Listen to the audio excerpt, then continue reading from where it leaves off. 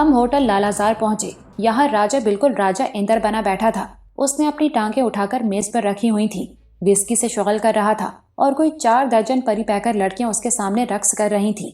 ये लड़कियां दरअसल टीवी स्क्रीन पर थीं। राजा ने कोई गर्मा गर्म इंडियन फिल्म लगा रखी थी। वो सब नाचती थरकती हसीनाओं को एक ही नजर और एक ही आंख से देख रहा था। नीचे तरपाल पर नदीम उसी तरह बंधा पड़ा था। हाँ, ये तब्दीली जरूर आई थी कि उसकी टांग पर बाकायदा प्लास्टर चढ़ा हुआ था और सरहाने दवाइयों की कई बोतलें और सिरिंजें वगैरह नजर आ रही थीं। यकीनन राजा और अशफाक ने मिलकर उसके लिए किसी डॉक्टर का इंतजाम किया था। जैसा कि बाद में पता चला, ये अशफाक राना का एक पड़ोसी और हमराज डॉक्टर था। एक लिहाज से अच्छा ही हुआ था, वरना नदीम की जिंदगी को खतरा लाहक हो सकता था। अब इसका क्या करना है, मैंने इमरान से पूछा। मेरा इशारा नीम बेहोश पड़े नदीम की तरफ था। वो बोला, बेहतर तो यही था कि हजरत जलाली साहब यहाँ होते। वो अपने तरीके के मुताबिक इस नमक हराम को कोई यादगार सबक सिखाते, लेकिन वो तो खुद इस वक्त जिंदगी मौत के दरमियान झूल रहे हैं। इस खबीस से हिसाब हमें ही बराबर करना होगा। अब क्या करोगे? कुछ नहीं, अभी तो इसे किसी महफूज ठिकाने पर पहुंचाते हैं जहां ये इत्मीनान से हमारी मेहमान नवाजी का लुत्फ उठा सके। इसके साथ ही इमरान ने इकबाल को फोन किया और उससे कहा कि नदीम के क़ियाम-ओ-ताम और दुशनाम वगैरह का मुनासिब इंतजाम किया जाए और उसे लालाजार होटल से बाहिफाजत उठा भी लिया जाए। मुझे अंदाजा हो रहा था कि इमरान के पास शहर में कोई ऐसी खास जगह मौजूद है जहां किसी की दखल अंदाजी का डर नहीं, और वो 2-4 बंदों को वहां मुस्तकिल मेहमान बनाकर रख सकता है और उनसे पूछगछ भी कर सकता है। मेरे फोन पर मैसेज आ रहे थे।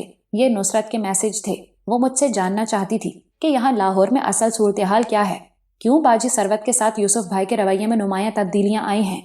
क्या वहां अंदरूने खाना कोई उथल पुथल हुई है? ये भनक शायद नुसरत को भी पड़ चुकी थी कि यूसुफ की जर्मन बीवी उसे छोड़कर जा चुकी है।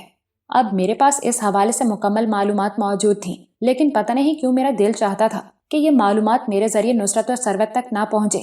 मेरे दिल में ये बात घर कर चुकी थी कि यूसुफ के बारे में मैं जो भी मनफी बात करूंगा, सरवत उसका उल्टा असर लेगी। वो यही समझेगी कि मैं उसकी तरफ अपना रास्ता हमवार करने के लिए यूसुफ के मामलात को उछाल रहा हूँ। मैंने इस सिलसिले में इमरान से मशवरा किया।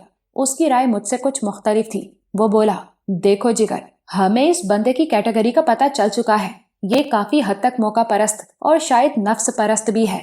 अपनी जर्मन महबूबा के इश्क में डूबकर उसने जिस लड़की को बरसों तक काबिल एतबार ना समझा, अब उसकी तरफ रुजू कर रहा है। अब उसे ये एहसास हो रहा है कि वो पीतल के इश्क में सोने को मिट्टी में रोल रहा था। शायद ऐसे ही मौके के लिए कहा जाता है कि एक टिकट में 2 मजे। महबूबा बीवी का नशा हरन हुआ है तो अब उसे सरवत नजर आ रही है। वो उसे अपनी कुर्बतें इनायत करना चाह रहा है। दूसरी तरफ उसके वालिद फारूकी साहब भी इस तब्दीली से खुश होंगे। यानी एक तीर से 2 शिकार। ये मोहब्बत नहीं, सरासर मतलब परस्ती है, और सरवत को इस मतलब परस्ती से आगाह होना चाहिए। वो आगाह हो जाएगी यार। कुछ भिनक तो दोनों बहनों को पड़ ही चुकी है। बाकी सब कुछ यहाँ पाकिस्तान आकर मालूम हो जाएगा। मुझे यकीन है जो हमारे ख्याल हैं वो नुसरत के भी होंगे। वो सरवत को हर ऊंच नीच से आगाह करेगी। फिर भी ताबी, तुम्हें खामोश नहीं रहना चाहिए। चलो सरवत से नहीं तो नुसरत से एक बार तफसील से बात कर लो। उसे समझा दो कि जो शख्स पिछले 2-2.5 साल सरवत को हद तक आमेज तरीके से नजरअंदाज करता रहा है, अब उसका शोहर बनने पर क्यों तुला हुआ है। मैंने इमरान से वादा किया कि मैं नुसरत को फोन करूंगा, लेकिन मैंने किया नहीं। हाँ, मैंने एक आम सा मैसेज जरूर कर दिया। उसमें मैंने नुसरत के उस शुबहे की तस्दीक कर दी कि यूसुफ और ग्रेस में बिगाड़ पैदा हो गया है और ग्रेस उसे छोड़कर वापस जर्मनी जा चुकी है। गालिबन यही वजह है कि अब यूसुफ सरवत को अहमियत देने पर मजबूर हो रहा है। मुझे यकीन था कि बाकी का काम नुसरत खुद करेगी, लेकिन यहाँ मसला ये था कि सरवत अपने मशरकी मिजाज के मुताबिक यूसुफ को मजाजी खुदा का दर्जा दे बैठी थी। उसकी सारी सितम जरीफियों को अब तक खंदा पेशानी से झेलती रही थी और अब भी झेलने का इरादा रखती थी। कई मौके ऐसे आए थे जब वो यूसुफ से खुला बआसानी हासिल कर सकती थी, लेकिन बकौल नुसरत उसे खुला या तलाक जैसे लफ्ज से ही नफरत थी। उसके जहन में कुछ वाहिमे बुरी तरह बैठ चुके थे और उनमें से एक ये भी था कि उसने यूसुफ से तलाक लेने का सोचा और उसका जवान भाई नागहानी मौत का शिकार हो गया। अब वो नुसरत की संगीन बीमारी को अपने इज़्दवाजी हालात और सोचों से नथी कर चुकी थी। ये ख्याल किसी अकीदे की तरह उसके जहन में रासिख था कि वो तलाक लेने वाला गुनाह करेगी तो नुसरत की मौत पर मोहर तस्दीक लगाएगी। मैंने और इमरान ने इस मौजू पर कई बार बहस व तबसरा किया था। आखिर क्यों ऐसे वाहिमे, ऐसे बेबुनियाद अकीदे इंसान के जहन में पलते हैं और परवान चढ़ते हैं? क्या ये इंसान के अंदर की कमजोरियां होती हैं جو وہ ان واہموں میں جکڑا جاتا ہے۔ میں فلاں کام کروں گا تو اس کی سزا مجھے فلاں طریقے سے بھگتنا پڑے گی، میں اس طرح سے خوشی حاصل کروں گا تو اس کا خمیازہ مجھے اس المیہ کی صورت میں جھیلنا پڑے گا۔ اب بظاہر ایک گمراہ اور قدر ناشناس شوہر سے رخ پھیرنے میں اور چھوٹی بہن کے بیمار ہونے میں کوئی تعلق نہیں تھا، مگر ثروت نے اپنے ذہن میں یہ تعلق بنایا ہوا تھا۔ اس تعلق پر ایک زوردار ضرب لگائے جانے کی ضرورت تھی۔ بے بنیاد واہمے کے اس بت کو یقین کے کلہاڑے سے چکنا چور کیا جانا ضروری تھا۔ ہم واہموں کے خلاف لڑ رہے تھے اور اب واہمے کا ایک اور سومنات ہمارے سامنے تھا، لیکن پتہ نہیں کیوں کہ اس سومنات پر میں خود کوئی کلہاڑی چلانا نہیں چاہتا تھا۔ میں چاہتا تھا کہ اس سومنات کو توڑنے والی خود ثروت ہو۔ اگلے روز میں اور عمران ڈیفینس والی کوٹھی میں واپس آ گئے۔ خوب رونق رہی۔ باربیکیو کا جو پروگرام کافی عرصے سے ملتوی ہو رہا تھا پایا تکمیل کو پہنچا۔ میڈم صفورہ بھی اس خوشگوار تقریب میں شریک ہوئی۔ وہ ہلکا پھلکا رقص بھی کر لیتی تھی۔ اس کے رقص نے محفل کو دوبالا کیا۔ اس نے کھینچ کر عمران کو بھی اپنے ساتھ شریک کر لیا۔ عمران بھی حرفن مولا شخص تھا۔ اس سے پہلے میں نے اسے پرانے محلے میں چاچے نذیر کی شادی پر رقص کرتے دیکھا تھا۔ بڑی خوبصورتی اور لے تھی اس کی حرکات و سکنات میں۔ کون کہہ سکتا تھا کہ ریشم کی طرح نرم یہ شخص وقت آنے پر فعالات بلکہ دہکا ہوا فعالات بن جاتا ہے۔ شاہین اور زری نے بھی اس ہلکے پھلکے رقص میں شرکت کی۔ فرح اور عاطف نے گٹار بجانے پر اکتفا کیا۔ میں اور اقبال تالیاں بجاتے رہے۔ زندگی میں سنگینی اور رنگینی ساتھ ساتھ چلتی ہے، اس بات کا علم صرف مجھے اور عمران کو تھا کہ جہاں یہ محفل برپا ہے وہیں زمین میں سراج کے خطرناک غنڈے کی تلاش بھی دبی ہوئی ہے۔ اس تقریب کے دوران میں ہی میرے سیل فون پر کال آئی۔ یہ یوسف کی طرف سے تھی۔ یوسف نے مجھے بتایا کہ پرسوں ثروت آسٹریا سے واپس آ رہی ہے۔ اس خوشی میں ایک گیٹ ٹوگیدر ہے، مجھے اور عمران کو ہر صورت آنا ہے۔ وقت رات 9 بجے کا تھا۔ میری دھڑکنیں تیز ہوتی جا رہی تھیں۔ میری اور ثروت کی کہانی ایک نئے موڑ پر آ رہی تھی۔ اگلے 2 روز میں کوئی خاص واقعہ رونما نہیں ہوا، سوائے اس کے کہ ایک بار آنٹی جمیلہ کے فون پر ایک گمنام نمبر سے کال آئی۔ آنٹی نے ریسیو کی تو دوسری طرف مہناز تھی۔ اس نے بس اتنا ہی کہا، ہیلو امی، میں مہناز بول رہی ہوں۔ اس کے بعد کسی وجہ سے لائن کٹ گئی۔ آنٹی جمیلہ دیوانہ وار ہیلو ہیلو کہتی رہیں۔ ہم نے اس موبائل نمبر کا پتہ کرایا جس سے کال آئی تھی۔ حسب اندیشہ وہ نمبر گمنام ہی نکلا۔ ایمن آباد کے ایک مزدور شرافت علی کا ایڈریس تھا۔ اس بیچارے کا بس شناختی کارڈ ہی استعمال ہوا تھا۔ اس کال سے کم از کم اتنا تو ثابت ہوا کہ مہناز جہاں کہیں بھی ہے زندہ سلامت ہے۔ جلالی صاحب بدستور کومے کی حالت میں تھے۔ ان کے بارے میں ڈاکٹر یقین سے کچھ نہیں کہہ پا رہے تھے۔ ان کی عمر تو مزاحمت کرنے والی نہیں تھی، لیکن ان کی سخت جانی دیکھتے ہوئے امید کی جا سکتی تھی کہ شاید وہ موت کے فرشتے پر بھی گرجیں برسیں اور اسے اس کے کام سے باز رکھنے کی کوشش کریں۔ ایس پی حمزہ صاحب دیگر پولیس افسران کے ساتھ مل کر خاصی تگودو کر رہے تھے، لیکن ابھی تک مہناز اور ریسام کا کوئی کھوج ملا تھا اور نہ ہی آراکوئی کا کوئی سراغ ہاتھ آیا تھا۔ اسپتال سے آنٹی جمیلہ کے اغوا کی کچی رپورٹ بھی درج ہوئی تھی، تاہم ہم نے ایس پی حمزہ صاحب کو آگاہ کر دیا تھا کہ آنٹی ہمارے پاس حفاظت سے ہیں۔ حمزہ صاحب نے اس بات پر رضامندی ظاہر کی تھی کہ ہم انہیں اپنے پاس رکھیں۔ اسپتال کے سامنے اندھا دھند فائرنگ میں زخمی ہونے والے ASI گل احمد کی حالت اب اسپتال میں خطرے سے باہر تھی۔ میں نے فون پر اس کی مزاج پرسی کی تھی۔ جاوا گروپ کی ہنگامہ خیزی بھی کچھ ماند پڑ گئی تھی اور یقیناً اس کی وجہ یہی تھی کہ جاوا کو اپنے ایک دوسرے پھڈے کے سلسلے میں فوراً بمبئی جانا پڑ گیا تھا۔ جاوا کے کئی قریبی اور سرگرم ساتھی بھی جاوا کے ساتھ ہی گئے تھے۔ عمران نے ریان ولیم سے جو رقم نصرت کے اسپتال کے بل کے لیے لی تھی اس کی ضرورت نہیں پڑی تھی۔ یوسف آج کل حاتم تائی کی قبر پر لات مار رہا تھا اور خاص طور سے ثروت پر مہربانیوں کی بارش کر رہا تھا۔ نصرت نے ہمیں بتایا تھا کہ اسپتال کا بل یوسف بھائی کی طرف سے ادا کیا جا چکا ہے۔ اور یہ ایک رنگین شام تھی۔ گارڈن ٹاؤن میں یوسف فاروقی کی رہائش گاہ جگمگا رہی تھی۔ کوٹھی کے اندر باہر کئی گاڑیاں کھڑی تھیں۔ وسیع لان میں خوبصورت شامیانہ لگا کر کیٹرنگ کا اہتمام کیا گیا تھا۔ یوں لگتا تھا کہ یوسف اپنی شادی کو رینیو کر رہا ہے۔ آج کئی ماہ بعد میں نے ثروت کو دیکھا۔ جھلملاتے ستاروں والی نیلگوں ساڑھی میں وہ دلکش نظر آتی تھی۔ ساڑھی کے ستاروں کی جھلملاہٹ میں اس کا چہرہ چاند کی طرح تھا، مگر یہ چاند روشن ہونے کے باوجود اداس تھا۔ اس کی تہ میں کہیں اداسی اور پزمردگی ایک سرد اندھیرے کی طرح بیٹھی ہوئی تھی۔ یوسف کی موجودگی میں ہمارے درمیان بس یہ گفتگو ہوئی، ہیلو تابش، ہیلو ثروت، کیسی ہو تم؟ بہت کم تبدیلی آئی ہے تم میں، لیکن آپ میں تبدیلی آئی ہے۔ اور اتنا عرصہ کہاں غائب رہے ہیں آپ؟ نصرت بتا رہی تھی کہ آپ کہیں انڈیا وغیرہ چلے گئے تھے۔ ہاں، کچھ عرصہ رہا ہوں انڈیا میں بھی۔ امی کے جانے کے بعد دل ایک دم اچاٹ سا ہو گیا تھا، کہیں نکل جانے کو جی کرتا تھا۔ تمہیں پتہ ہی ہوگا ان کی موت جن حالات میں ہوئی۔ ثروت نے اسبات میں سر ہلایا اور دکھ بھری سانس لی اور موضوع بدلتے ہوئے بولی، فرح اور عاطف کیسے ہیں؟ सुना है कि वो भी लाहौर में हैं, उनको भी ले आते आप। मुद्दत हो गई उन्हें देखे हुए, चलें अब किसी दिन उनसे भी मुलाकात हो जाएगी। बस इसी तरह की चंद रस्मी बातें हुई। करीब खड़ी नुसरत ने जब देखा कि बातें कुछ ज्यादा ही रस्मी और बेमहल हो गई हैं, तो उसने मुदाखलत की और चहकने लगी। वो इस वक्त सेहतमंद नजर आ रही थी, खूब सजी हुई भी थी। उसे देखकर कौन कह सकता था कि वो एक संगीन बीमारी से फाइट कर रही है। ये एक अच्छी तकरीब साबित हुई। म्यूजिक, कहकहे, खाना, ड्रिंक सब कुछ मौजूद था। बस इस तकरीब में दो बातें कुछ अलहदा सी थीं। एक तो यूसुफ की तेज नजरें जो गाहे बगाहे मेरे अंदर कुछ टटोलने लगती थी, और दूसरे सरवत के बज़ाहिर मुस्कुराते चेहरे के पीछे छुपी हुई बेजारी आमेज उदासी। एक दो बार उससे नजरें मिली, लेकिन ये नजरें किसी भी तरह का इबलाग नहीं कर सकती। इमरान अपने मखसूस अंदाज में बोला, इस मौके पर एक पियानो जरूर होता है और हीरो उस पर गाना गाता है। एक चेहरे पर कई चेहरे सजा लेते हैं लोग, या फिर झूम झूम के नाचो आज, गाओ आज। मेरा ऐसा कोई इरादा नहीं, अगर तुम गाना चाहो तो गा सकते हो, मैंने बेजारी से कहा। इसी दौरान में 3-4 मेहमान इमरान के पास आन खड़े हुए। उनमें 2 लड़कियां और एक जवान साल शख्स था। हेलो जी। जवान साल शख्स ने बड़ी गर्मजोशी के साथ इमरान से मुसाफहा किया। हमने आपको पहचान लिया है जी, बड़ी खुशी हुई है आप जैसे इंटरनेशनल फनकार को यहाँ देखकर, उसने कहा। इंटरनेशनल फनकार? इमरान ने हैरत से कहा। मैंने तो किसी फिल्म में काम नहीं किया। एक लड़की हंसी। फिल्मों में काम करने वाले तो मसनूई हीरो होते हैं जी, असल हिम्मत और जुर्रात तो आप लोग दिखाते हैं। हमने स्टार सर्कस में 2-3 बार आपका शो देखा है।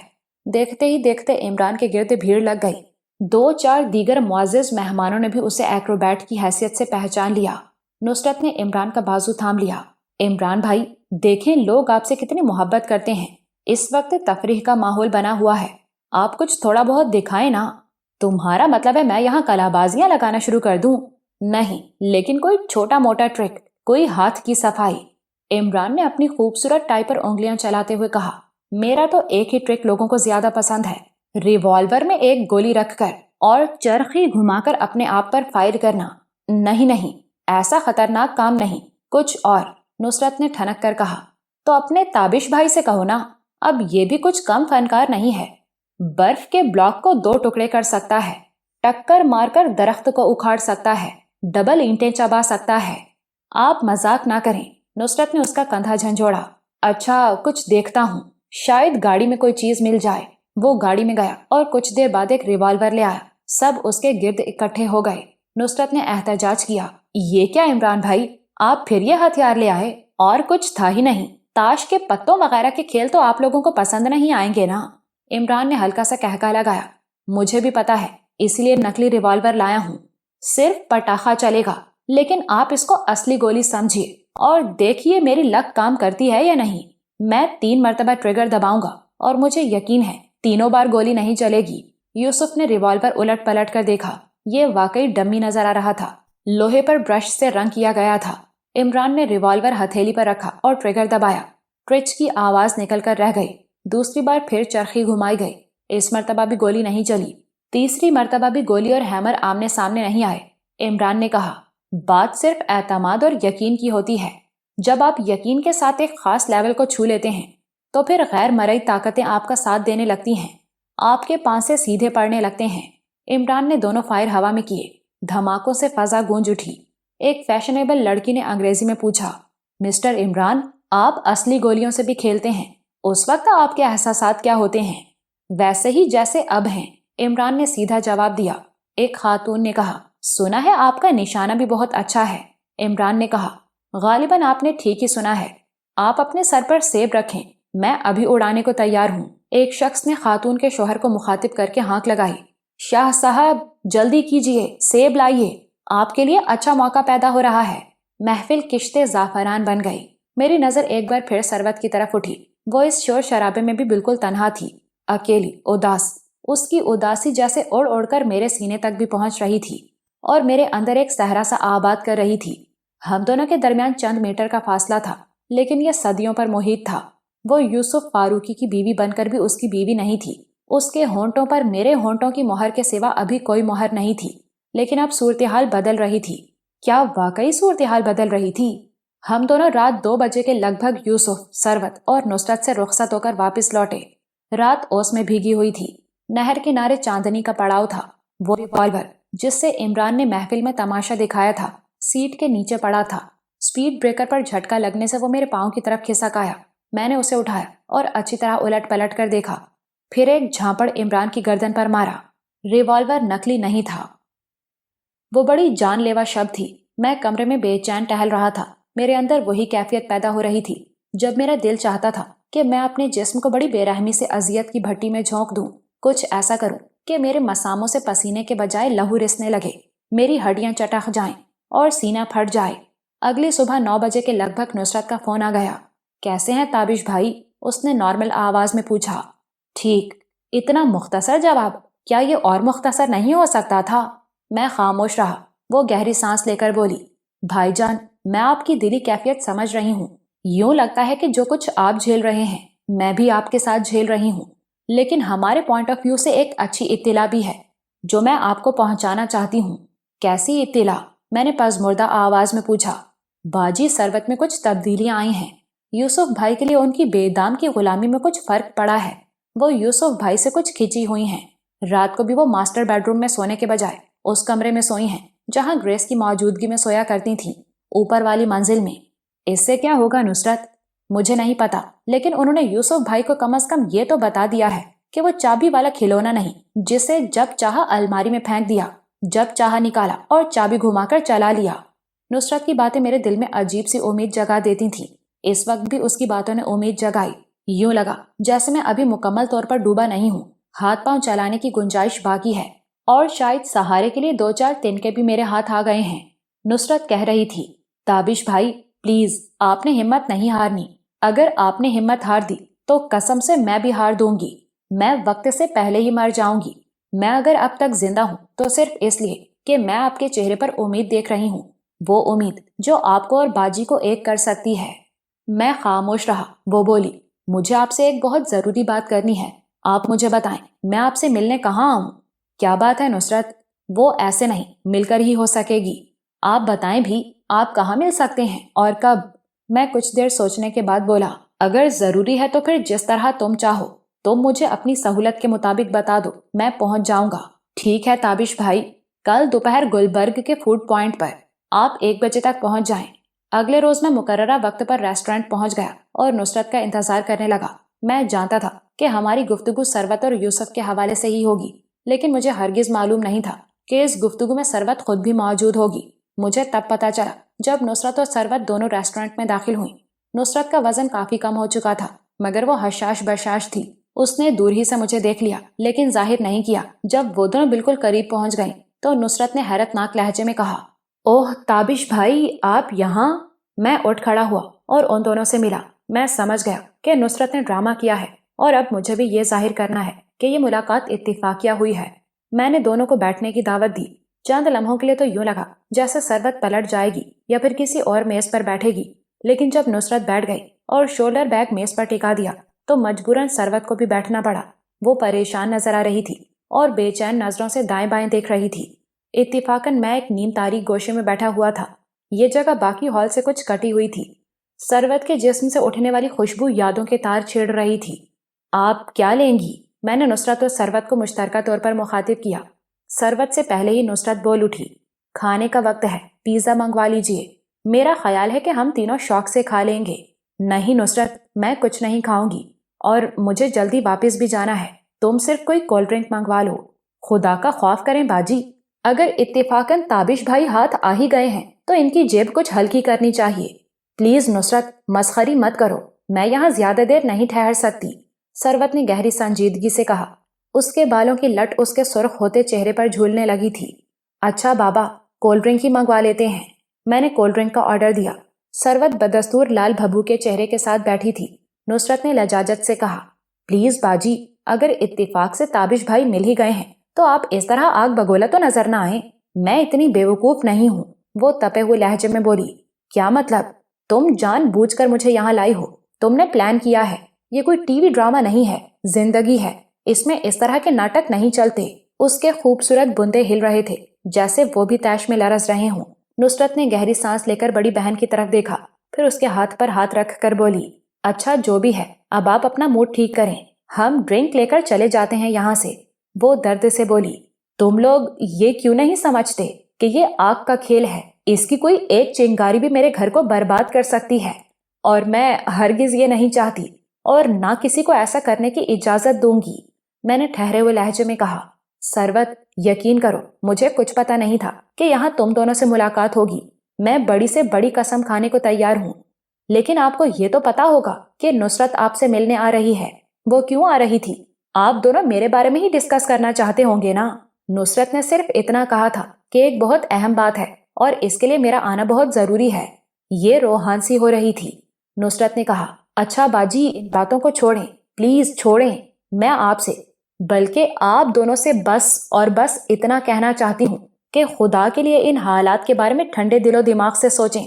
آپ دونوں سمجھدار ہیں، پڑھے لکھے ہیں، جھوٹ اور سچ میں فرق کر سکتے ہیں۔ خود کو رسم و رواجوں کی بھینٹ نہ چڑھنے دینا۔ اگر کوئی راستہ نکل سکتا ہے تو نکال لینا۔ میں نے دیکھا ہے باجی کہ… سروت کا چہرہ سرخ تر ہو گیا۔ وہ ایک دم اٹھ کھڑی ہوئی۔ میں جا رہی ہوں۔ نصرت نے بیٹھے بیٹھے اس کا بازو تھام لیا۔ پلیز باجی، پلیز ایسا نہ کریں، لوگ دیکھ رہے ہیں۔ اگر آپ جانا چاہتی ہیں تو ہم دونوں چلتے ہیں۔ آپ 2 منٹ بیٹھ جائیں۔ نصرت، چھوڑو مجھے، سروت نے تلخ لہجے میں کہا اور ہاتھ پیچھے کھینچا۔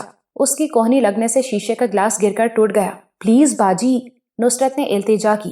اس کی آواز جیسے کسی گہرے کنویں سے آئی تھی، یہ جیسے اس کی آواز ہی نہیں لگ رہی تھی۔ میں نے بھی سروت کی طرح چونک کر نصرت کو دیکھا۔ اس کا چہرہ ہلدی ہو رہا تھا، ہونٹ ایک دم ہی نیلے پڑ گئے تھے۔ پھر اس نے سروت کا ہاتھ بھی چھوڑ دیا اور دونوں بازو میز پر رکھ کر ان پر اپنا سر جھکا دیا۔ اس کے جسم میں لرزش تھی۔ کیا ہوا نصرت؟ میں نے چونک کر پوچھا۔ سروت بھی ایک دم ٹھٹک گئی۔ اس نے شولڈر بیگ پھر سے میز پر رکھا اور کرسی پر بیٹھ گئی۔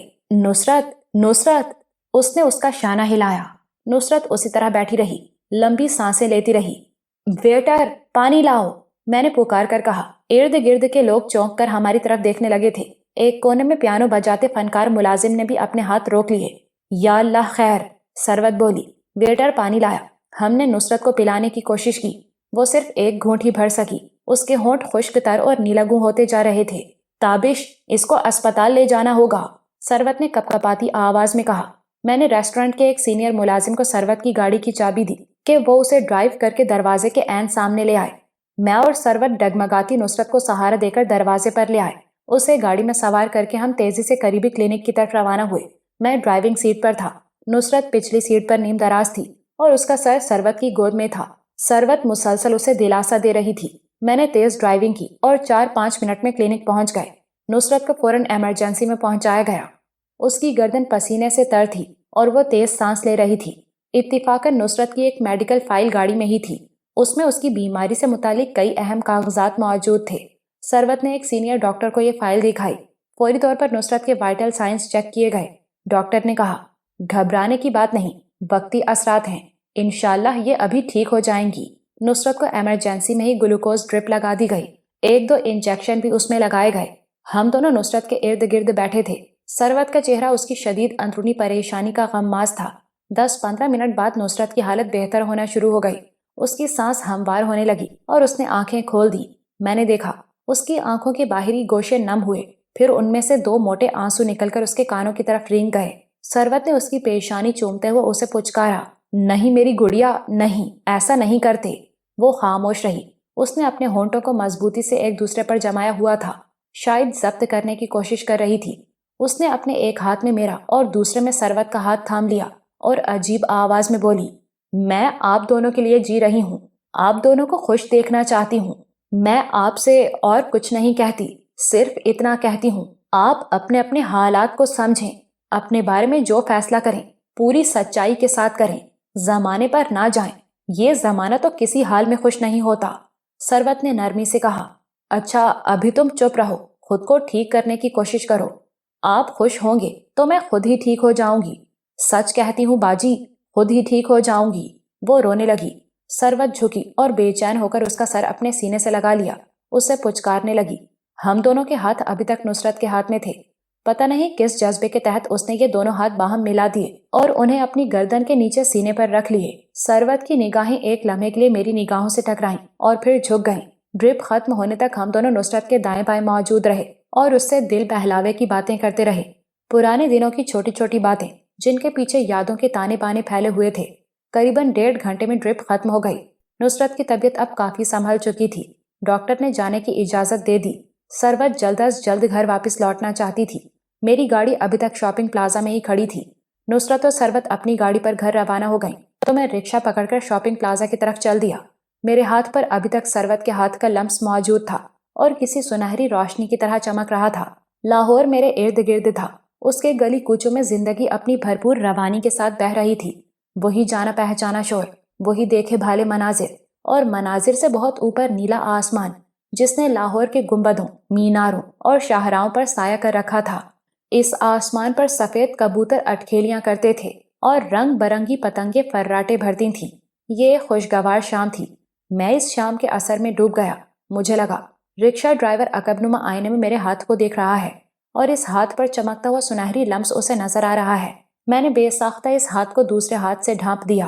اسی دوران میں عمران کی فون کال آ گئی۔ اس نے پوچھا، کہاں ہو؟ میں نے کہا، ڈیفینس کی طرف ہی آ رہا ہوں۔ وہ بولا، اب ڈیفینس کی طرف نہ آؤ، سیدھے تھانہ گلبرگ آ جاؤ، میں یہیں پر ہوں۔ کیا ہوا؟ لاہور کالج کی کسی لڑکی سے جوتے تو نہیں کھائے تم نے؟ لگتا ہے کہ تمہیں کوئی تلخ تجربہ ہو چکا ہے، لیکن ایسی کوئی بات نہیں۔ میں پکڑا نہیں گیا ہوں بلکہ کسی کو پکڑنے کے لیے یہاں آیا ہوں۔ ایک اہم کھوج ملا ہے ڈاکٹر مہناز کا۔ اس کے ساتھ ہی ڈاکٹر رسام کی مہران کار ٹریس ہو گئی ہے۔ اوہ، یہ تو واقعی خاص خبر ہے۔ میں آ رہا ہوں، میں نے کہا اور رکشے والے کو رکشہ موڑنے کی ہدایت کی۔ 15-20 منٹ بعد میں مطلوبہ پولیس اسٹیشن میں موجود تھا۔ عمران یہاں پہلے سے موجود تھا اور فون پر جلالی صاحب کے دوست ایس پی حمزہ سے بات کر رہا تھا۔ 20-21 سال کا ایک لڑکا انسپیکٹر کے سامنے خاموش بیٹھا تھا۔ اس کے گندمی گال پر 1-2 تماچوں کے نشان تھے۔ تھانے کے احاطے میں سفید رنگ کی مہران کار میں پہلے ہی دیکھ چکا تھا۔ کار کی ونڈ سکرین پر ڈاکٹر کا اسٹیکر بھی لگا ہوا تھا۔ حمزہ صاحب سے بات ختم کر کے عمران نے میری طرف دیکھا اور میلے کچالے لڑکے کی طرف اشارہ کر کے بولا، ان سے ملو۔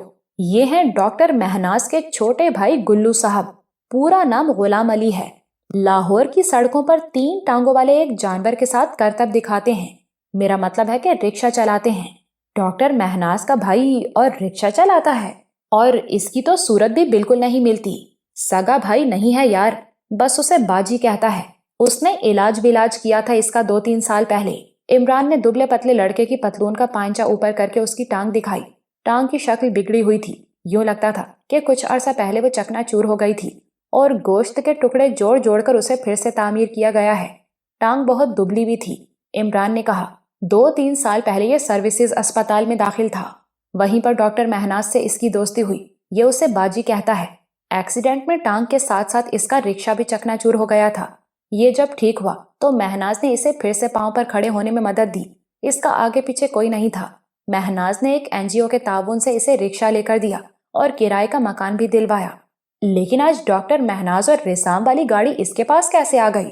میں نے پوچھا۔ جلالی فارم ہاؤس سے نکلنے کے بعد ڈاکٹر مہناز اور رسام پناہ کے لیے گلو کے مکان پر ہی آئے تھے۔ وہ 1 دن اور 1 رات گلو کے مکان پر رہے۔ اس دوران میں یہ مہران گاڑی باہر گلی میں کھڑی رہی۔ اس کے اوپر غلاف چڑھا دیا گیا تھا تاکہ یہ شناخت نہ ہو سکے۔ گلو مسلسل سر جھکائے کھڑا تھا۔ اس کے چہرے سے شرمساری ٹپک رہی تھی۔ میں نے عمران سے پوچھا، لیکن اس گاڑی کا پتہ کیسے چلا؟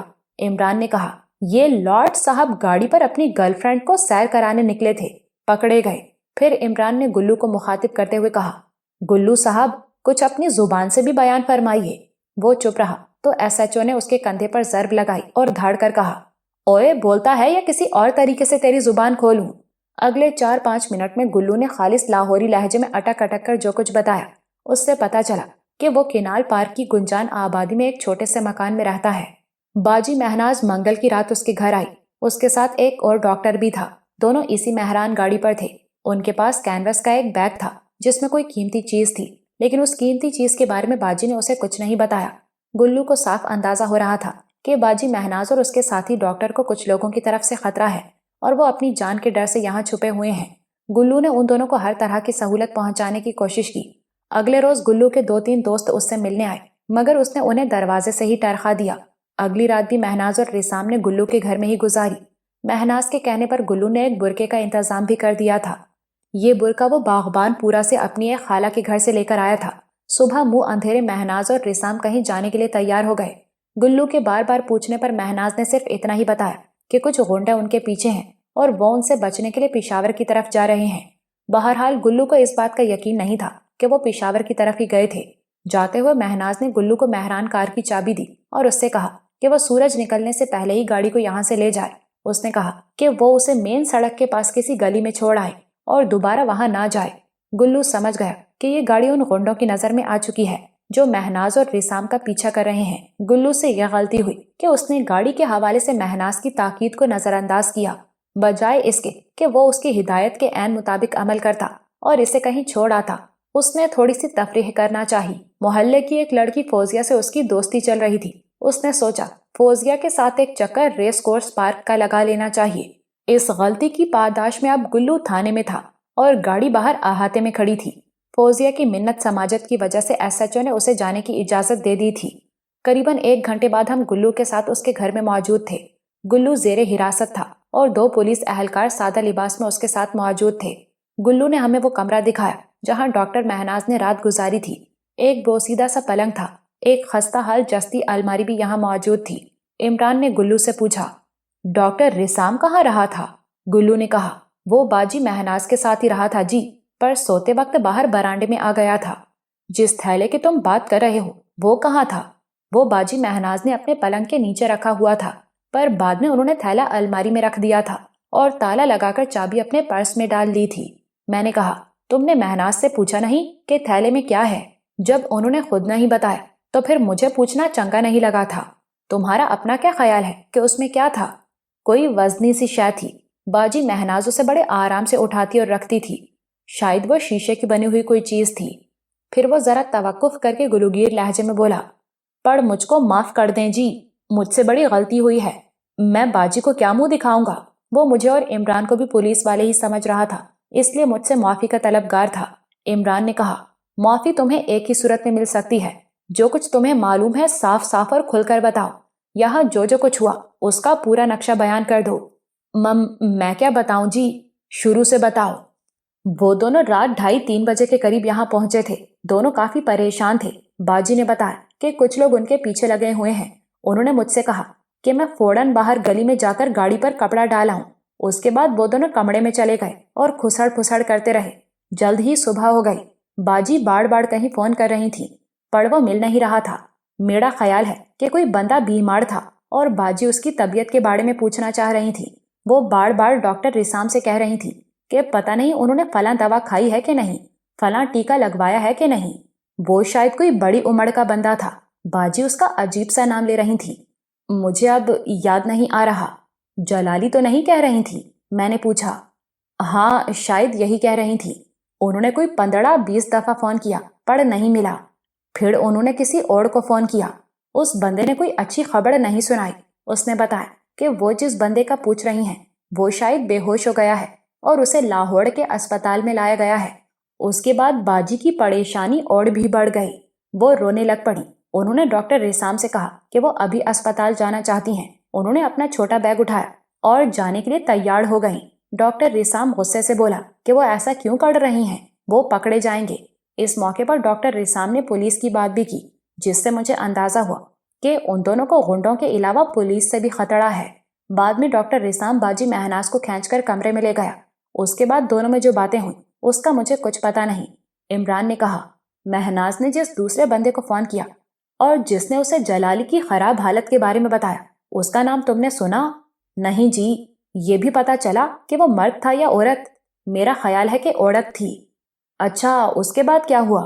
مہناز اور رسام کا سارا دن کیسے گزرا؟ عمران نے پوچھا۔ باجی مہناز تو بہت پریشان رہی۔ انہوں نے سارا دن کچھ کھایا پیا نہیں۔ ڈاکٹر رسام ان سے تسلی کی باتیں کرتا رہا۔ پتہ نہیں انہیں کیا سمجھاتا بجھاتا رہا۔ باتیں کرتے کرتے اچانک عمران کی نظر کسی چیز پر پڑ گئی اور وہ چونک گیا۔ کمرے کی دہلیز سے باہر چارپائی کے نیچے اسے کچھ دکھائی دیا تھا۔ وہ چارپائی کی طرف گیا اور جھک کر کسی شے کو غور سے دیکھنے لگا۔ اس نے وہاں سے کچھ اٹھایا۔ یہ کانچ کی سبز چوڑیوں کے 2-3 ٹکڑے تھے۔ میں نے پہچان لیا۔ ایسی سبز چوڑیاں میں نے ڈاکٹر مہناز کی خوبصورت کلائی میں دیکھی تھیں۔ عمران نے ٹکڑے گلو کو دکھاتے ہوئے کہا، یہ یہاں کیسے آئے؟ وہ فوراً بولا، میں نے آپ کو بتایا ہے نا کہ فون پر بری خبر سننے کے بعد باجی نے فوراً اسپتال جانا چاہا تھا۔ ڈاکٹر رسام نے انہیں پکڑ کر مشکل سے روکا تھا۔ اسی کھینچا تانی میں یہ چوڑیاں ٹوٹی تھیں۔ बाजी की कलाई से खून भी निकला था। लेकिन ये चूड़ियां तो यहाँ कमरे के सामने पड़ी हैं। तुम बता रहे हो कि डॉक्टर रिसाम ने तुम्हारी बाजी को सहन में रोका था। रोका तो सहन में ही था, शायद एक दो टोटे यहाँ भी गिर पड़े हों, गुल्लू ने कहा। मैं और इमरान ध्यान से गुल्लू को देखने लगे। क्या गुल्लू के पीछे भी कोई कहानी तो नहीं थी? बज़ाहिर तो गुल्लू बहुत ज्यादा होशियार चालाक नजर नहीं आता था। महनाज का नाम भी वो बड़ी इज्जत से ले रहा था। बहरहाल इस मौके पर कुछ भी यकीन से कहना मुश्किल था। अच्छा, उसके बाद क्या हुआ? महनाज और रिसाम कब रवाना हुए यहाँ से? मैंने पूछा। वो रात को बस थोड़ी देर के लिए ही सोए होंगे। बाजी महनाज तो आधी रात को ही उठ गई थी। वो बार बार किसी को फोन भी कर रही थी। फिर वो दोनों जाने के लिए तैयार हो गए। डॉक्टर रिसाम ने बाजी को जबरदस्ती बस थोड़ा सा दूध पिलाया था। जाते वक्त बाजी ने एक बार फिर मुझे ताकीद से कहा था कि मैं गाड़ी को फौरन कहीं छोड़ाऊं।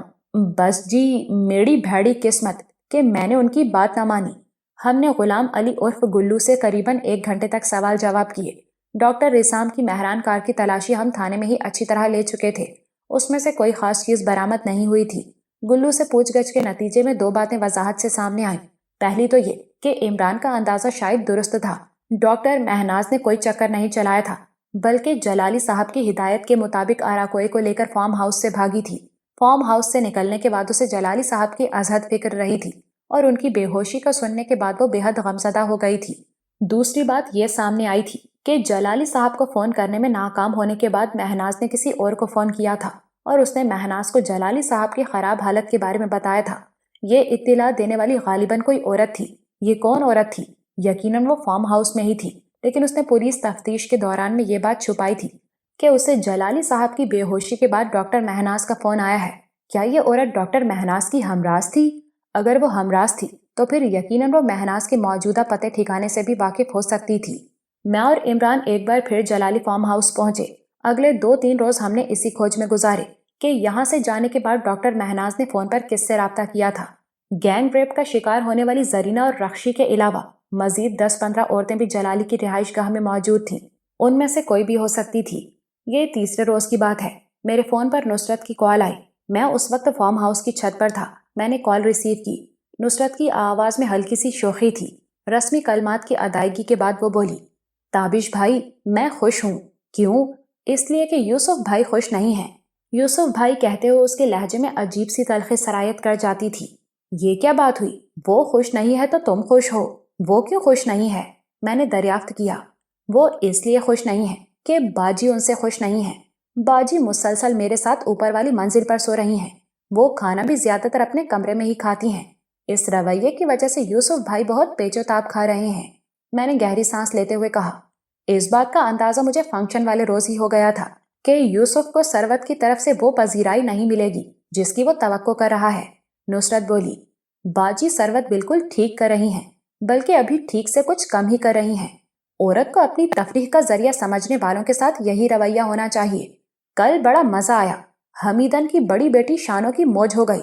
जनाब यूसुफ भाई बाजी के लिए जो कपड़े लाए थे उनमें से 2 जोड़े बाजी ने शानो को इनायत कर दिए और किए भी यूसुफ भाई के सामने ही। क्या मतलब? ये बड़े महंगे जोड़े थे। 15-15 हजार से कम क्या होंगे, लेकिन बाजी को कुछ चुस्त थे। बाजी ने शानो को दे दिए। जनाब यूसुफ दिल मिलाए तो बहुत होंगे, लेकिन मौके की नजाकत देखते हुए चुप रहे। आज भी वो मुझे और बाजी को बाहर बूफे डिनर पर ले जाना चाह रहे थे, लेकिन बाजी ने तबीयत की खराबी का कहकर टाल दिया है। अब वो मुंह बनाकर अकेले ही चले गए हैं, किसी दोस्त को साथ ले गए हैं। मैंने कहा, नुसरत, लेकिन ऐसा कब तक चलेगा? जाहिर है कि सरबत उसकी कानूनी बीवी है, वो भी उसे अपना कानूनी शौहर समझती है। तुम खुद ये कहती हो। वो माफी तलाफी करना भी खूब जानता है। जल्द या बदेर वो सरवत को मनाने में कामयाब हो जाएगा। फिर वही होगा जो वो चाहता है। आप हमेशा मायूसी की बातें ही क्यों करते हैं? एक तरफ आप मुझे हिम्मत दिलाते हैं कि मैं मायूसी को अपने करीब भी न फटकने दूं, दिलेरी से अपनी बीमारी का मुकाबला करूं। दूसरी तरफ खुद हिम्मत हारे हुए नजर आते हैं।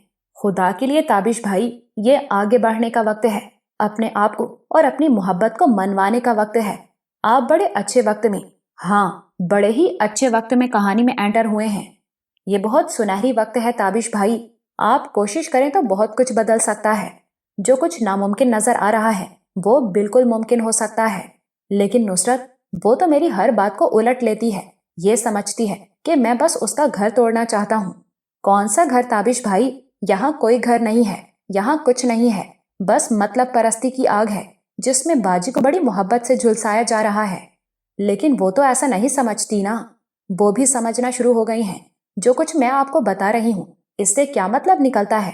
کیا آپ سمجھ نہیں رہے یا پھر سمجھنا نہیں چاہ رہے؟ وہ ایک بار پھر جذباتی ہو رہی تھی۔ مجھے ریسٹورنٹ والا واقعہ یاد آ گیا جب اس کی طبیعت ایک دم خراب ہوئی تھی۔ میں نے موضوع بدل دیا اور کچھ دیر تک اس سے گفتگو کرنے کے بعد سلسلہ منقطع کر دیا۔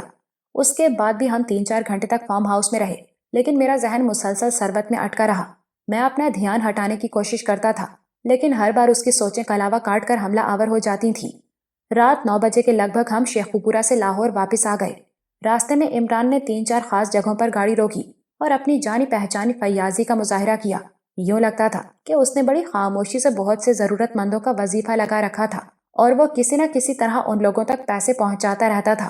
وہ لوگ اس پر جان چھڑکتے تھے۔ ہم راوی کے پل پر سے گزر رہے تھے جب عمران کے سیل فون پر راجہ کے دوست ہوٹل آنر اشفاق رانا کی کال آئی۔ اس نے بتایا کہ راجہ نے بازار حسن میں ایک پھڈا کر دیا ہے۔ ہم فوراً وہاں پہنچے ورنہ وہ حوالہ پولیس ہو جائے گا۔ عمران نے راجہ کو غائبانہ چند صلاواتیں سنائیں اور پھر بازار حسن کی طرف رخ کر لیا۔ ہم زیادہ دور نہیں تھے، قریباً 10 منٹ بعد ہم اشفاق رانا کے بتائے ہوئے ایڈریس پر پہنچ گئے۔ گاڑی ہم نے کچھ فاصلے پر ہی کھڑی کر دی تھی۔ رات 9:30-10 بجے کا وقت تھا۔ بازار کی رونق عروج پر تھی۔ ایک طرف زندہ دکانیں سجی ہوئی تھیں، دوسری طرف خریداروں کے پھیرے تھے۔ پکوانوں کی خوشبو، پھولوں کے ہار اور گجرے، چھنا چھن کی آوازیں اور فحش اشارے، سب کچھ یہاں موجود تھا۔ ایک 3 منزلہ کوٹھے کے سامنے کئی افراد کھڑے نظر آئے۔ وہ بالائی کھڑکیوں کی طرف اشارے کر رہے تھے۔ ہم اندر داخل ہونے لگے تو ایک گارڈ نما شخص نے ہمیں روکا۔ عمران اسے بے پرواہی سے دھکیلتا ہوا اندر چلا گیا۔ میں اس کے پیچھے تھا۔ ہم سیڑھیاں چڑھ کر فرسٹ فلور پر پہنچے۔ یہاں کوٹھے والوں نے راجہ کو ایک کمرے میں بند کیا ہوا تھا اور پولیس کی آمد کا انتظار کر رہے تھے۔ راجہ سخت نشے میں لگتا تھا۔ وہ اندر سے گالیاں بک رہا تھا۔ باہر سے نائکا اور دیگر طوائفیں اس کے لتے لے رہی تھیں۔ پتہ چلا کہ راجہ یہاں گانا سننے آیا تھا۔ اس نے زیادہ مقدار میں پی لی اور پھر وہی ہوا جو اکثر ایسی جگہوں پر ہوتا ہے۔ اس نے ایک لڑکی کو گھسیٹ کر کمرے میں لے جانا چاہا۔ نائکا نے راجہ سے کہا، یہ تمہاری بہن صرف گانا گاتی ہے، پیشہ نہیں کرتی، بھاگو یہاں سے۔ راجہ نے کہا، تم سب بکاؤ مال ہو، صرف قیمت بڑھانے کے لیے نخرے کرتی ہو۔ اور یہ بات راجہ ٹھیک ہی کہہ رہا تھا۔ تکرار بڑھ گئی تو راجہ نے ایک دلال کے منہ پر تھپڑ جڑ دیا۔ اس کے بعد باقاعدہ ہنگامہ ہو گیا۔ 4-6 بندوں نے مل کر راجہ کو گرایا اور کمرے میں بند کر دیا۔ راجہ کا دوست اشفاق جو اس کے ساتھ ہی یہاں آیا تھا، موقع کی نزاکت دیکھ کر کھسک گیا اور ہمیں فون کیا۔ اسی دوران میں نیچے سڑک سے پولیس کار کا سائرن سنائی دینے لگا۔ سیڑھیوں پر بھاری قدموں کی آواز گونجی اور تھوڑی ہی دیر بعد ایک سب انسپیکٹر اپنے 4-5 اہلکاروں کے ساتھ دندناتا ہوا اوپر پہنچ گیا۔ وہ بہت طیش میں دکھائی دیتا تھا۔ اس سے پہلے کہ وہ نائکا سے بات شروع کرتا، عمران اس کے قریب پہنچا اور اس سے مصافحہ کرنے کے بعد اس کے کان میں کچھ کہتا ہوا اسے ایک طرف لے گیا۔ 2 منٹ بعد میں نے دیکھا کہ وہ اپنے سیل فون کے ذریعے سب انسپیکٹر کی بات کسی سے کروا رہا تھا۔ جیسا کہ بعد میں پتا چلا یہ ایس پی حمزہ صاحب تھے۔ سب انسپیکٹر ایک دم مؤدب نظر آنے لگا تھا۔ اس کے فوراً بعد میں اور عمران کوٹھے سے نیچے اتر آئے اور کچھ آگے جا کر اپنی گاڑی میں آ بیٹھے۔ اب کیا ہوگا؟ میں نے پوچھا۔ کچھ بھی نہیں۔ نائکا کو 2-3 ہزار روپیہ نذرانہ دینا پڑے گا سب انسپیکٹر کو، اور راجہ صاحب کو بھی باعزت رہا کرنا پڑے گا۔ بھائی یہاں جس کی لاٹھی اس کی بھینس اور جس کی بندوق اسی کا مویشی خانہ ہوتا ہے۔ عمران نے درست ہی کہا تھا۔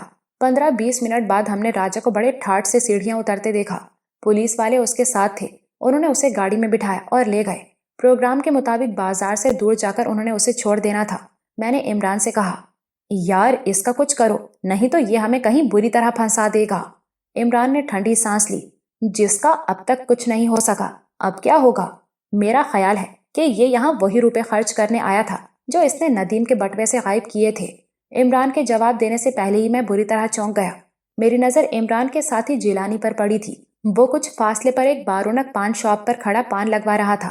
میں نے عمران کی توجہ جیلانی کی طرف دلاتے ہوئے کہا، کیا بات ہے، تمہارے سارے یار دوست اسی بازار میں گھومتے پھرتے ہیں؟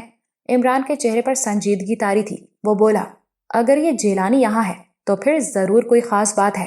اچانک میری سمجھ میں عمران کی بات آ گئی۔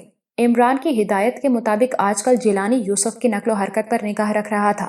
اسی دوران میں جیلانی نے گھوم کر دیکھا تو اس کی نگاہ بھی ہماری گاڑی پر پڑ گئی۔ اس نے دھیان سے نمبر پلیٹ دیکھی یقیناً وہ اس گاڑی کو پہچانتا تھا۔ وہ چونکا ہوا نظر آیا، تاہم وہ تذبذب میں تھا کہ گاڑی کی طرف آئے یا نہیں۔ عمران نے اس سے موبائل پر رابطہ کیا۔ ہیلو جیلانی، کیا عیاشی ہو رہی ہے؟ گاڑی میں آپ ہی ہیں؟ جیلانی نے پوچھا۔ بالکل میں ہی ہوں، بقلم خود، آ جاؤ۔ ٹھیک ہے۔ چند سیکنڈ بعد جیلانی ٹہلتا ہوا ہماری گاڑی کی طرف آیا اور دروازہ کھول کر اندر بیٹھ گیا۔ الائچی سپاری پان کی خوشبو گاڑی میں پھیل گئی۔ جیلانی کا چہرہ بتا رہا تھا کہ اس کے پاس کوئی بہت اہم خبر ہے۔ وہ حیران لہجے میں بولا، آپ دونوں یہاں کیسے پہنچ گئے؟ عمران نے کہا، یہ بعد میں بتائیں گے، پہلے تم کچھ کہو۔ وہ جذباتی لہجے میں بولا، یوسف یہاں موجود ہے، ساتھ میں اس کا دوست فلم ایڈیٹر وسیم ہے۔ انہوں نے اپنی گاڑی ساتھ والی سڑک پر پارک کی ہے۔ کہاں گئے ہیں وہ؟ عمران نے پوچھا۔ جیلانی نے گاڑی کے اندر سے ایک شاندار پلازا نما بلڈنگ کی طرف اشارہ کیا۔ یہ دراصل ایک جدید کوٹھا یا چوبارہ تھا۔ سامنے 2-3 گاڑیاں بھی کھڑی نظر آ رہی تھیں۔ جیلانی نے کہا، یہ مشہور نائکا شازیہ بائی کا ڈیرا ہے۔ کہنے کو تو بس ناچ گانے کا کام ہی کرتی ہے، لیکن اندر خانے سب کچھ ہوتا ہے۔ اس کا تھوڑا بہت تعلق اسٹوڈیو والوں سے بھی ہے، فلموں میں ایکسٹرا لڑکیاں بھی سپلائی کرتی ہے۔ یوسف یہاں کیا کرنے گیا ہے؟ میں نے پوچھا۔ ظاہر ہے کہ ان گمراہ لوگوں کو نصیحت وغیرہ ہی کرنے گیا ہوگا، عمران نے جھٹ کہا۔ انہیں بتانے گیا ہوگا کہ یہ اچھا دھندا نہیں ہے، اس سے باز آ جائیں، اور اگر بہت ضروری ہے اور مجبوری ہے تو پھر اچھے لوگوں کے ساتھ کام کریں۔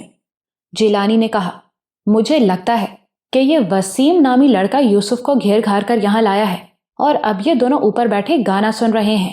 عمران نے کہا، یہ گھیر گھار کر لانے والی بات بھی تم نے خوب کہی ہے۔ بھائی وہ عاقل و بالغ بنتا ہے، اس کی اپنی مرضی ہے تو اس کے قدم اس بیوٹی کلینک میں پڑے ہیں نا۔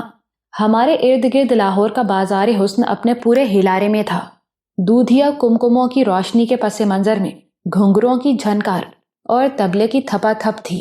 کھڑکیوں میں رنگین آنچل تھے اور گلی کوچوں میں بے شمار خوشبوئیں چکرا رہی تھیں، جیسے کسی کمرے کا تعفن دور کرنے کے لیے اگربتیوں اور گلدستوں کا سہارا لیا گیا ہو۔ ایک بات سمجھ میں نہیں آ رہی، عمران نے کہا، یہ کافی امیر بندہ ہے، اس شوق کے لیے وہ کسی اس سے بہت اچھی جگہ پر بھی جا سکتا تھا۔ آج کل تو بہت سی فیشنیبل آبادیوں اور اونچے ہوٹلوں میں بھی یہی کاروبار ہو رہا ہے۔ جیلانی نے کہا، آپ کا مطلب ہے کہ یہ لوگ یہاں گانا سننے نہیں، کسی اور کام سے آئے ہیں؟ یہ ہو بھی سکتا ہے، عمران نے کہا، لیکن آپ کا یہ خادم اندر تک ہو کے آیا ہے۔ وہاں پورا فلمی سین ہے، باقاعدہ چاندنی بچھی ہے، گاؤ تکیے رکھے ہیں، ساز زندے برا جمان ہے، نائکا پاندان، سیٹھ حضرات، سارے لوازمات موجود ہیں۔ یہ دونوں صاحبان بھی بڑے سلیقے سے خاندانی نوابوں کی طرح بیٹھے ہیں۔ ہم تینوں قریباً آدھ گھنٹہ مزید وہاں موجود رہے، پھر ہم نے چند تماشبین ٹائپ افراد کو زینہ اترتے دیکھا۔ ان میں ہمیں یوسف بھی نظر آیا۔ اس نے پینٹ شرٹ پہن رکھی تھی، آنکھوں پر رات کو لگائے جانے والے گلاسز تھے، اس نے پی کیپ بھی پہن رکھی تھی۔ وہ ایک اونچا لمبا قبول صورت شخص تھا، بظاہر شریف النفس بھی نظر آتا تھا، مگر آج ہم اس کا ایک بالکل مختلف روپ دیکھ رہے تھے، ایک ایسا روپ جو شاید ثروت وغیرہ کے گمان میں بھی نہیں تھا، تاہم ابھی یقین سے کچھ نہیں کہا جا سکتا تھا۔ بہت کچھ سامنے آنا باقی تھا۔ یوسف اور وسیم نامی لمبے بالوں والا لڑکا بے فکروں کے انداز میں سگریٹ پھونکتے اور باتیں کرتے ایک گلی میں اوجھل ہو گئے۔ جیلانی ان کے پیچھے گیا۔ 5 منٹ بعد اس نے آ کر اطلاع دی کہ دونوں قریبی سڑک سے اپنی ہونڈا کار میں بیٹھ کر روانہ ہو گئے ہیں۔ مطلب یہ تھا کہ وہ دونوں بس ناچ گانا دیکھنے ہی یہاں آئے تھے۔ عمران نے کہا، مجھے کچھ شک ہو رہا ہے، ایک کام کرتے ہیں۔ کیا؟ عمران نے کچھ کہنے کے بجائے ڈرائیونگ سیٹ سنبھال لی۔ اس نے جیلانی کو ہدایت کی کہ وہ محتاط طریقے سے یوسف اور لمبے بالوں والے وسیم کی نگرانی جاری رکھے، اس کے علاوہ رپورٹ بھی دیتا رہے۔ جیلانی اوکے کہتا ہوا اپنی موٹر سائیکل کی طرف چلا گیا۔ عمران نے تیزی سے گاڑی موڑی اور رش میں سے چابک دستی کے ساتھ راستہ بناتا ہوا ڈیفینس کی طرف روانہ ہو گیا۔ سڑکوں پر رش کم تھا، صرف آدھ گھنٹے میں ہم ڈیفینس والی کوٹھی میں پہنچ گئے۔ عمران نے کہا، مجھے ذرا اٹینشن ہونا ہے، مطلب ہے کہ ذرا اچھے والے کپڑے پہننے ہیں۔ تم کہیں شازیہ بائی کے کوٹھے پر جانے کا ارادہ تو نہیں کر رہے ہو؟ سمجھدار ہوتے جا رہے ہو لیکن رفتار سست ہے، عمران نے کہا۔ میں تو نہیں جا رہا۔ تم کیوں نہیں جا رہے؟ بھائی ہر بڑے آدمی کے ساتھ ایک اسسٹنٹ یا سیکرٹری ٹائپ کا بندہ تو ہوتا ہے نا، اور تم ماشاءاللہ صورت سے بھی اس کردار کے لیے بالکل فٹ ہو، لباس بھی تمہارا ٹھیک ہی ہے، بلکہ ٹھیک سے بھی کچھ کم ہی ہے۔ ضرورت سے زیادہ غلط فہمی ہے تمہیں اپنے بارے میں۔ غلط فہمی ضرورت کے مطابق ہو ہی نہیں سکتی۔ اچھا مجھے صرف 10 منٹ دو، میں لباس تبدیل کر کے آتا ہوں۔ تم اپنے بالوں کو تھوڑا سا اور تتر بتر کر لو، ऐसे लगे कि किसी से झांपड़ खाए हैं। इससे पहले कि मैं कुछ कहता, वो तेजी से अपने कमरे में ओझल हो गया। अब रात के तकरीबन 12 बज चुके थे। आतिफ, फराह और जरी समेत तकरीबन सभी सो चुके थे। किसी को भी हमारी आमद की खबर नहीं हुई थी। मुझे सख्त प्यास लग रही थी। मैंने ठंडा पानी वगैरह पिया। मेरी पसंदीदा आइसक्रीम जो फराह ने शायद मेरे ही लिए फ्रीजर के एक कोने में छुपाई हुई थी, मेरे काम आई। कुछ देर बाद इमरान कमरे से बाहर आ गया। मैं देखकर दंग रह गया। वो काफी हद तक बदला हुआ था। वो निहायत कीमती कपड़े की शलवार कमीज में था। ऊपर उम्दा तराश की बास्केट थी।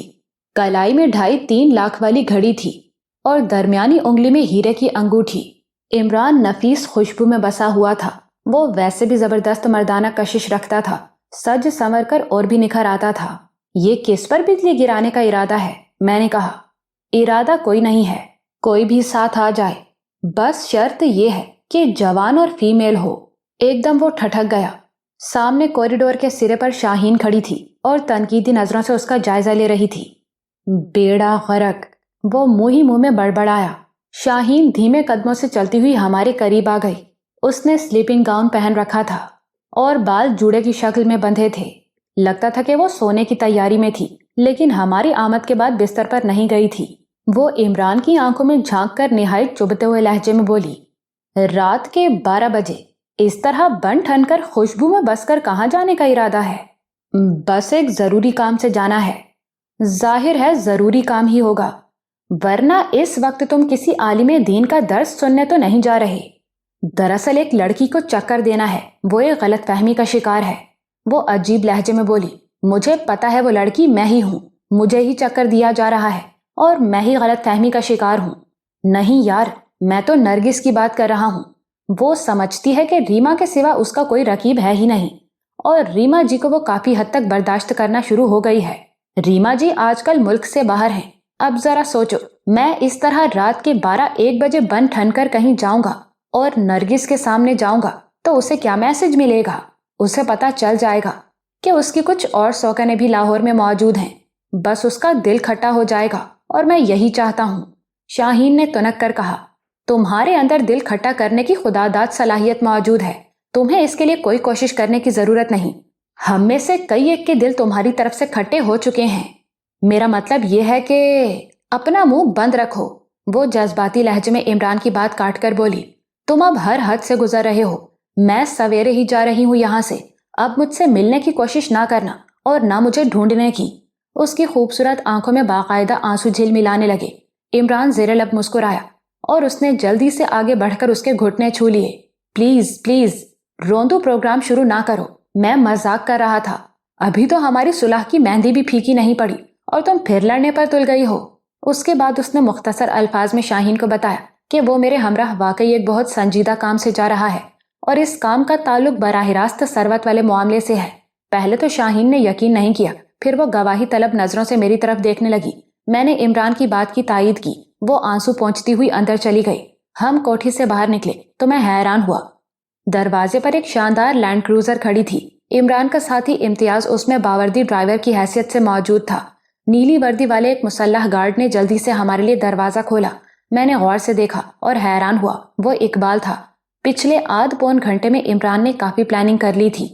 लाहौर की सुनसान सड़कों पर फराटे भरती हुई गाड़ी बाजारे हुस्न की शब बेदार रोशनियों की तरफ रवाना हुई तो मैंने इमरान को मुखातिब करके कहा, कुछ मेरे पल्ले भी डालो चौधरी साहब। क्या इरादे हैं? कुछ खास नहीं, बस शाजिया बाई के कोठे पर जाएंगे। वीकेंड की रात है, कुछ मौज मेला देखेंगे। शाजिया बाई पर जरा अपना रोब वगैरह डालेंगे और देखेंगे वो क्या बेचती है और किस तरह। लगता है कि किसी तरह का शुबा हो रहा है तुम्हें उस पर। मैंने कहा, नहीं, उस पर नहीं, तुम्हारे रकीबे रूसिया यूसुफ फारूकी पर हो रहा है। मुझे नहीं लगता कि वो अपनी दिलपेशौरी के लिए शाजिया बाई के कोठे पर जा सकता है। उसका लेवल इससे काफी ऊंचा है।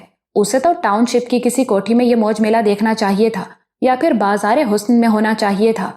जल्द ही हम एक बार फिर बाजारे हुस्न की रोशनियों में पहुंच गए, जहां दिन सोते हैं और रातें जागती हैं। और ये तो वीकेंड की रात थी, ज्यादा रौनक और ज्यादा झनकार वाली। सरेआम भाव ताव हो रहे थे, कीमतें चुकाई जा रही थी और वसूली की जा रही थी।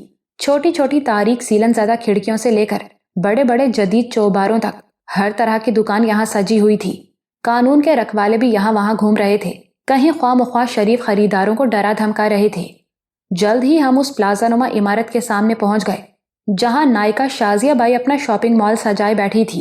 شازیہ بائی کے ملازموں نے ہماری آمد کو خصوصی اہمیت دی۔ عمران سمیت ہم سب کو اپنا اپنا کردار اچھی طرح معلوم تھا۔ امتیاز ڈرائیور کے طور پر گاڑی میں رہا، اقبال گارڈ کے طور پر، اور میں ہمراہ ماتحت کی حیثیت سے عمران کے ساتھ اندر گیا۔ ہم سنگ مرمر کی سیڑھیاں چڑھ کر اوپر ایک ہال کمرے میں پہنچے۔ یہاں وہی نقشہ تھا جو جیلانی نے بتایا تھا۔ اس جگہ کو رقص گاہ کی حیثیت سے سجایا گیا تھا۔ غالباً ابھی ایک نشست ختم ہوئی تھی۔ سازندے چائے پی رہے تھے اور قالین پر بچھی چاندنی کی سلوٹیں درست کی جا رہی تھیں۔ شازیہ بائی کا نام تو ذرا جدید تھا، مگر وہ ایک روایتی نائکا ہی نظر آتی تھی۔ عمر 40 سے اوپر، ہونٹ پان سے رنگے ہوئے، چہرے پر بے پناہ کاروباری ذہانت۔ وہ عمران کو تولنے والی نظروں سے دیکھ رہی تھی۔ عمران نے چاندنی پر بیٹھنے کے بجائے دائیں بائیں دیکھنا شروع کیا۔ انداز ایسا ہی تھا جیسے وہ اس استعمال شدہ چاندنی پر بیٹھنا مناسب نہیں سمجھتا۔ شازیہ بائی اس کا ارادہ بھانپ کر فوراً ملازماؤں سے مخاطب ہوئی۔ کھڑی منہ کیا دیکھ رہی ہو؟ چودھری صاحب کے لیے کرسیاں لاؤ۔ جلد ہی ہمارے لیے 3 مرصع و منقش کرسیاں حاضر کر دی گئیں۔ میں ذرا مؤدب انداز میں عمران کی دائیں جانب بیٹھ گیا۔ اقبال گارڈ کی حیثیت سے ایک طرف کھڑا رہا۔ یہاں خوبصورت لڑکیوں کی جھلک نظر آ رہی تھی اور ان کے تھکے تھکے سے کہکہے بھی سنائی دے رہے تھے۔ وسکی اور روسٹ گوشت کی ہلکی سی بو سارے ہال میں چکرا رہی تھی۔ نائکا شازیہ بائی اور عمران میں چند رسمی باتیں ہوئیں۔ ان باتوں میں عمران نے شازیہ بائی کو بتایا کہ وہ اس میدان کا پرانا کھلاڑی ہے، مگر یہاں اس کوٹھے پر پہلی بار آیا ہے۔ اس نے خود کو زمیندار شو کیا، جس کی شیخوپورہ کے نواح میں کوئی 30 مربع نہری زمین تھی۔ اس کے علاوہ کار ڈیلنگ کا کاروبار بھی 2-3 شہروں میں پھیلا ہوا تھا۔ شازیہ بائی بہت گھاگ تھی، تاہم مرعوب نظر آنے لگی۔ کچھ دیر بعد شازیہ کے اشارے پر 3 سجی سنوری لڑکیاں ہال میں داخل ہوئیں اور فرش پر بچھی چاندنی پر آ بیٹھیں۔ ان تینوں نے باقاعدہ گھنگرو باندھ رکھے تھے اور ایک دوسرے سے چہلیں کر رہی تھیں۔ انداز یہی تھا کہ پسند کرو ہمیں، ہماری قیمت ادا کرو اور آج شب کے لیے ہماری ساری جملہ خدمات حاصل کر لو۔ اپنی منہ دکھائی کے بعد وہ چلی گئیں۔ عمران نے کوئی خاص رد عمل ظاہر نہیں کیا تو ایک اور لڑکی آ گئی۔ یہ ان تینوں سے زیادہ خوبصورت تھی، عمر بھی بس 21-22 سال رہی ہوگی۔ اپنی پیشہ ورانہ مہارت کا استعمال کرتے ہوئے وہ اس انداز سے بیٹھی تھی کہ اس کے تراشے ہوئے جسم کی ہر خوبی نمایاں تر ہو گئی تھی۔ یوں لگ رہا تھا جیسے خریدار کا نخرہ دیکھتے ہوئے دکاندار نے اپنا بہترین مال سامنے رکھ دیا ہو۔ نائکا شازیہ نے بھویں اچکا کر کہا، ابھی نئی کام میں آئی ہے، 2-2.5 مہینے ہوئے ہیں نتھ اتروائی کو، ڈانس میں تو لکھنؤ والیوں کو بھی مات دیتی ہے۔ عمران نے تعریفی انداز میں سر ہلایا لیکن کسی خاص رد عمل کا اظہار نہیں کیا۔ اس کے بعد شازیہ بائی نے یکے بعد دیگرے 2 اور لڑکیاں سامنے کی۔ ان میں سے ایک بہت گوری چٹی تھی لیکن نقش عام سے تھے، ایک خوبصورت لیکن عمر میں بڑی تھی۔ عمران نے بیئر کا گھونٹ لیتے ہوئے کہا، میں نے تو آپ کا بڑا چرچا سنا تھا، پر طبیعت کچھ جم نہیں رہی ہے۔ میں نے کہا، بائی جی یہ کوئی عام بندہ نہیں ہے، چودھری عمران صاحب شیخوپورہ والے آپ کے پاس آئے ہیں، کوئی ایسا مال دکھائیں جو وکھرا باندھ کر رکھا ہوا ہے۔ اچھا ایک بار وہ پہلے والی کا رقص تو دیکھ لیجئے، نائکا نے کاروباری لہجے میں کہا۔ اس کا اشارہ دوسرے نمبر پر آنے والی لڑکی کی طرف تھا۔ عمران نے کسی خاص دلچسپی کا اظہار نہیں کیا۔ پھر بھی نائکا شازیہ بائی نے مسکراتے ہوئے سازندوں کو اشارہ کیا۔ انہوں نے ساز چھیڑ دیے۔ انڈیا کا کوئی فلمی گیت تھا۔ لڑکی آئی، اس نے جھک کر مجرا پیش کیا اور پھر گانے کی لے پر رقص کرنے لگی۔ وہ واقعی اپنے فن میں ماہر تھی، جسم کی بوٹی بوٹی پھڑکتی محسوس ہوتی تھی۔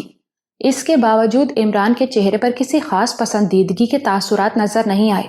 اس نے جیسے طے کیا ہوا تھا کہ شازیہ بائی کو مایوسی کرنا ہے۔ بہرحال رقاصہ کی حوصلہ افزائی کے لیے عمران نے 2-3 بار جیب میں ہاتھ ڈالا اور بڑی فراخ دلی سے کرنسی نوٹ اس پر لٹائے۔ یہ ہزار کے نئے نوٹ تھے۔ عمران نے پلک جھپکتے میں 1.5-2 لاکھ روپیہ لٹا ڈالا۔ شازیہ بائی کی آنکھیں کھلی رہ گئیں، وہ کچھ اور بھی مروب دکھائی دی۔ یہ وہی رقم تھی جو عمران نے ریان ولیم سے چند دن پہلے وصول کی تھی تاکہ نصرت کو آسٹریا بھجوائی جا سکے۔ بعد ازاں اس کی ضرورت پیش نہیں آئی تھی کیونکہ اسپتال کا بل یوسف فاروقی نے پہلے ہی چکتا کر دیا تھا۔ اب یہ رقم اس بالا خانے میں کام آ رہی تھی۔ رقص کے بعد عمران اٹھنے کے لیے تیار نظر آنے لگا۔ نائکا شازیہ بائی بے قرار نظر آئی۔ وہ عمران سے خسر پھسر کرنے لگی۔ چند سیکنڈ بعد اس نے سازندوں کو اشارہ کیا جو بڑی مستعدی سے نوٹ سمیٹ رہے تھے۔ اشارہ پا کر باہر نکل گئے۔ 2 ملازمائیں بھی باہر چلی گئیں۔ عمران نے چوہدریانہ انداز میں اپنے گارڈ یعنی اقبال کو بھی باہر جانے کا اشارہ کیا۔ اب ہال کمرے میں شازیہ بائی کے ساتھ بس میں اور عمران تھے۔ شازیہ بائی نے سوالیہ نظروں سے میری طرف دیکھا عمران نے جلدی سے کہا، نہیں، یہ یہیں رہے گا، اس سے کوئی پردہ نہیں۔ شازیہ بائی نے 2-4 فکروں میں تمہید باندھی، اس کے بعد رازداری کے لہجے میں بولی، ایک زبردست پیس ہے، آپ کی شان کے مطابق، طبیعت خوش ہو جائے گی، ایسا موقع قسمت ہی سے ملتا ہے۔ موقع؟ عمران کے لہجے میں حیرت تھی۔ ہاں چودھری صاحب، موقع ہی سمجھو۔ اس بازار کی چڑیاں جب کسی اونچے مقام پر پہنچ جاتی ہیں نا، تو پھر ان کو عقاب کے پر لگ جاتے ہیں، آسانی سے کسی کے ہاتھ نہیں آتی، بڑا اونچا لیول ہو جاتا ہے ان کا۔ یہ تو مجبوری ہے جس میں یہ عقاب کے پروں والی چڑیا پھنسی ہوئی ہے۔ کچھ پیسے تو خرچ ہوں گے آپ کے، پر جی خوش ہو جائے گا۔ تم تو بجھارتیں بجھوا رہی ہو آنٹی، عمران نے کہا۔ وہ دبے دبے جوش کے ساتھ مسکرائی، دائیں بائیں دیکھا اور پھر ایک سائڈ بورڈ کے اندر سے ایک فلمی میگزین نکال کر ہمیں دکھایا۔ میگزین کے بیک ٹائٹل پر ایک جوان سال پاکستانی ہیروئن کی تصویر تھی۔ تھوڑے ہی عرصے میں اس نے کافی نام کمایا تھا۔ شروع میں اردو فلموں میں آئی، پھر پنجابی فلموں کی طرف رخ کیا اور قسمت نے ایسی یاوری کی کہ دیکھتے ہی دیکھتے صف اول کی ہیروئنوں میں شامل ہو گئی۔ اپنے معصومانہ نقوش اور رقص میں مہارت کے سبب یہ بے شمار دلوں کی دھڑکن بن گئی۔ اب کچھ عرصے سے فلموں کے مجموعی حالات کے سبب اس کی مارکیٹ ویلیو میں تھوڑی سی کمی واقع ہوئی تھی، اس کے باوجود اسے ہر جگہ ہاتھوں ہاتھ لیا جاتا تھا۔ اسے پہچانا آپ نے؟ نائکا شازیہ بائی نے پوچھا۔ اسے کون نہیں پہچانتا، لیکن بات کیا ہے؟ عمران نے کہا۔ چودھری صاحب، میں اس کی مجبوری کا ذکر کر رہی تھی، یہ آپ کو مل سکتی ہے اگر آپ کچھ پیسے خرچ کرنے کے لیے تیار ہو جائیں تو۔ تم مذاق تو نہیں کر رہی ہو؟ عمران کے لہجے میں ہلکا سا جوش تھا۔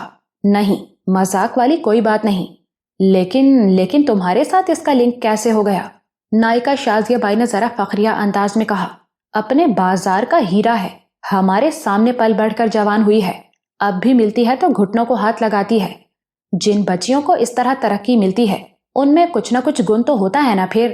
مجھے تو اب بھی یقین نہیں آ رہا۔ شازیہ بائی نے دائیں بائیں دیکھا، پھر ایک گاؤں تکیے کے نیچے سے کچھ دن پرانے ایک اخبار نکال کر عمران کے سامنے کیا۔ اندرونی صفحے پر ایک 2 کالمی اشتہار پر انگلی رکھتے ہوئے بولی، یہ دیکھیں جی۔ عمران نے پڑھنا شروع کیا۔ گردن ٹیڑھی کر کے میں نے بھی اشتہار پر نگاہ ڈالی۔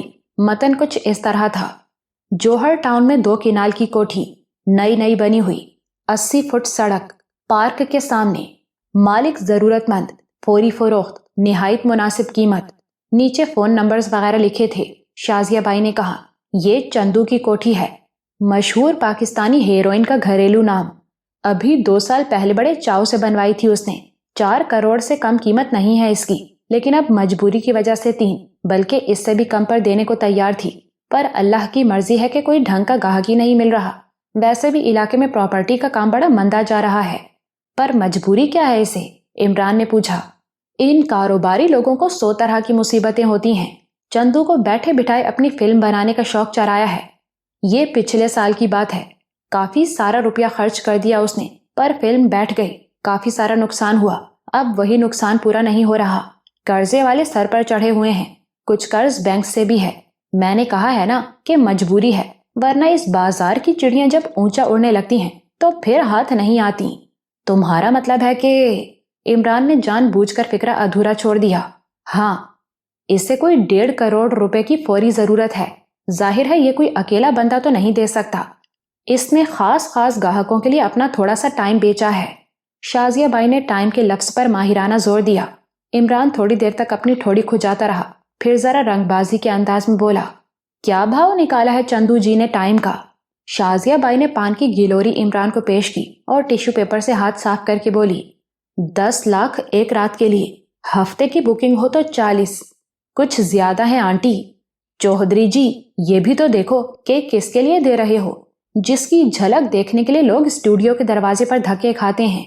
عمران کچھ دیر تک غور و فکر کرنے کے انداز میں خاموش رہنے کے بعد بولا، اگر ہفتے کی بکنگ ہو تو کہیں باہر بھی جا سکتے ہیں، میرا مطلب ہے کہ بھوربن وغیرہ یا پھر دبئی شبئی۔